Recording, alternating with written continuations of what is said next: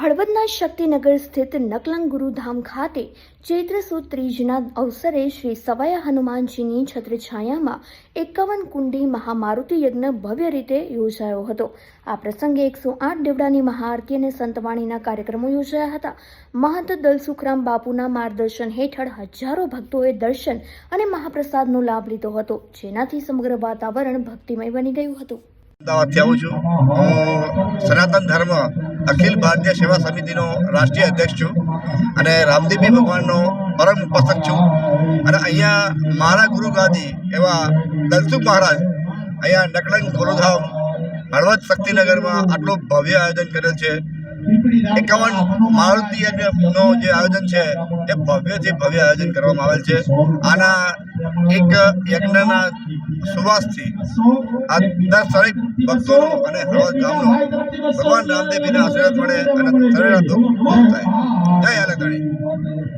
હળવદ 12 બીજના ધણી અલગધણી બાબા રામદેવજી મહારાજના દરબારમાં અમારી સવારામ બાપાની ગાદી ચેતનામાં આજે ચૈત્ર સુદ ત્રીજના દિવસે 51 કુંડી મારુતિ મહાયજ્ઞ સુંદર મજાનું આયોજન ચાલી રહ્યું છે। અત્યારે બ્રહ્મદેવો દ્વારા મંત્રોચ્ચાર દ્વારા દેવી દેવતાઓનું આહ્વાન કરી અને યજ્ઞાદિની આહુતિઓ અપાઈ રહી છે અને હરિહર ચાલુ છે અને બપોર પછીની જ્ઞાન સંવાદની સભા 3 થી 6 અને રાત્રે સંતવાણીમાં પૂજ્ય ગુરુ મહારાજ શ્રી વાસુદેવ બાપુના શ્રી સાનિધ્યમાં નરસિંહ મહારાજ, ભૂપેન્દ્ર મહારાજ અને ગોપાલ સાધુ, કુલદીપ ઠાકોર અને અન્ય કલાકારોના શ્રી સાનિધ્યની અંદર ભજન સંધ્યાનો ભજન, સત્સંગ, ભોજન, યજ્ઞ જેવો સુંદર મજાનું આયોજન, લોક કલ્યાણ, જગ કલ્યાણ, વિશ્વ કલ્યાણ, વિશ્વમાં યુદ્ધ ચાલી રહ્યું છે ત્યારે વિશ્વની શાંતિ સ્થપાય એ માથે હનુમાનજી મહારાજની અમે પ્રાર્થના કરી છે અને આ યજ્ઞ કર્યો છે। મારી દીકરી અહીંયા હવનમાં બેઠી છે। બહુ સારું આયોજન થયું છે।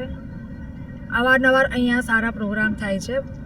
રામદેવ પીરનું મંદિર છે, ખૂબ સારા પ્રોગ્રામ થાય છે। અમદાવાદથી આવું છું। અત્યારે નકલંગધામ મોરબી નકલંગધામ હળવદમાં બાપુજીએ મોટો પ્રસંગ કરેલો છે હનુમાન દાદાનો। 51 કુંડી મહાયજ્ઞ કર્યો છે, રુદ્રયજ્ઞ। તો એમાં બધા પધારેલા છે। અમારી બેટી પણ આવેલી છે, જમાઈ અને એ પણ યજ્ઞમાં બેઠેલા છે। બીજા સંબંધી પણ છે, આ બાજુ બીજા આવેલા છે એ પણ બેઠા છે, જે મહેશભાઈના પુત્ર ગણાય। અને સારું એવું આયોજન કરેલું છે બાપુએ અને માણસ પણ સારું એવું આયોજન કરે। બપોરે એક યજ્ઞ પણ છે, અત્યારે આહુતિ થશે ગામથી અને અહીંયા સારું એવું આયોજન થયેલું છે। અમારા છોકરાઓ બી અહીંયા બેઠા છે હવનમાં અને અમે અવારનવાર આ રીતના પ્રોગ્રામ થાય છે અને અમે પ્રોગ્રામમાં હાજર રહીએ છીએ।